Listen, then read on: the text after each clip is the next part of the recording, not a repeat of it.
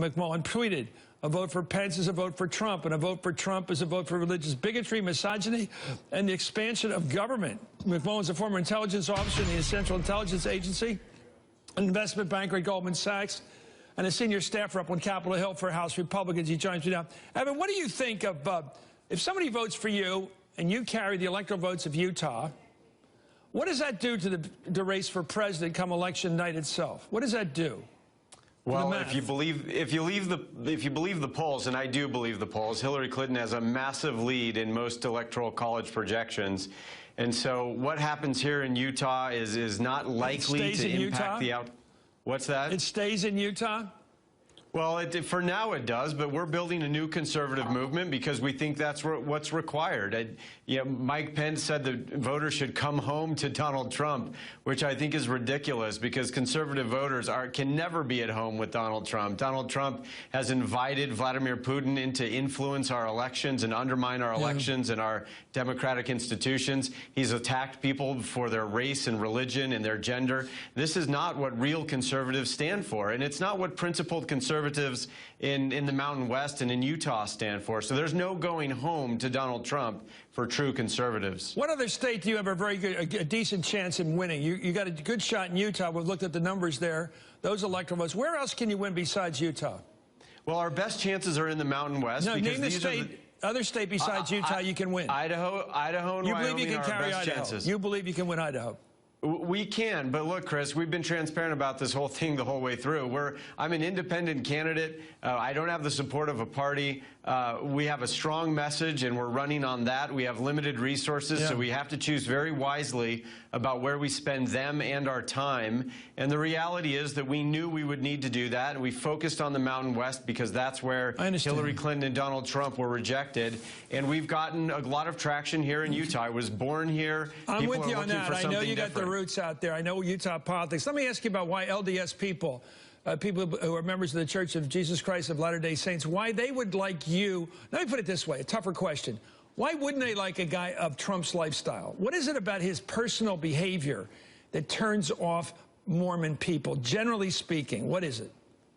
Well, look, I'll say that Mormon people, and I can't speak for all of them. Well, just the ones you talk to. That's sort of silly. The ones I think a lot of people, not just Mormons, Catholics, evangelicals, Hindus, Jews, a lot of people expect their leaders to be decent people, to care about Americans and to defend Americans, not attack them. And so these are the kinds of qualities they're looking for in our leaders, both here in the Mountain West and across the country.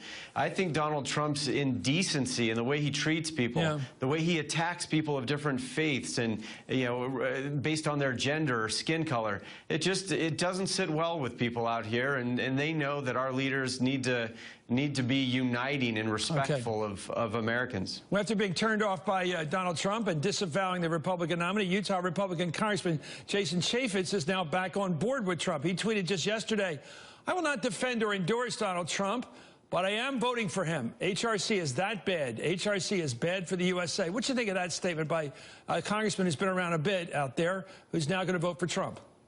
Well, I'm really disappointed in Jason's decision to do that. I mean, just a couple of weeks ago, he was saying that he couldn't look his daughter in the eye if he supported Donald Trump. I remember that. And here he is just 2 weeks later doing that very thing. How about Orrin Hatch? Isn't he going to be for Trump?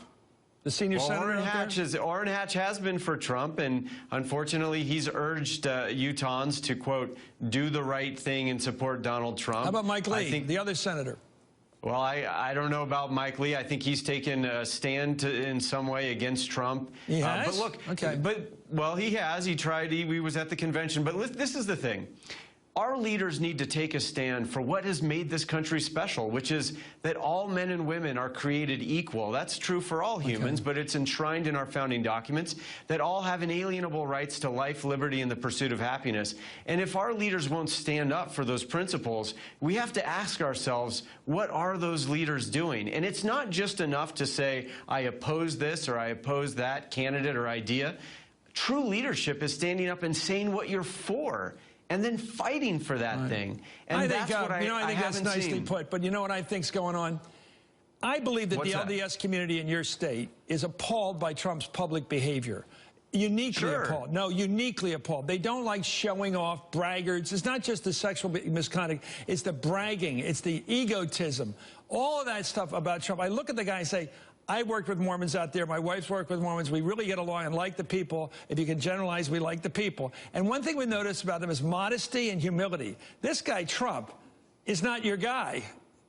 In Salt Lake Valley. He's just not your guy. And I think that's what's going on, why you have a unique chance to upset the Electoral College and win the electoral votes of Utah. I think that's why you have a good chance. You agree or not? I hope so. Okay. I hope so. I think so. We're fighting hard for that, and we're humbled by the support we've received so far. And I've been saying this for a while, not just for you, Evan, but thank you for coming on. You're making a big statement out there.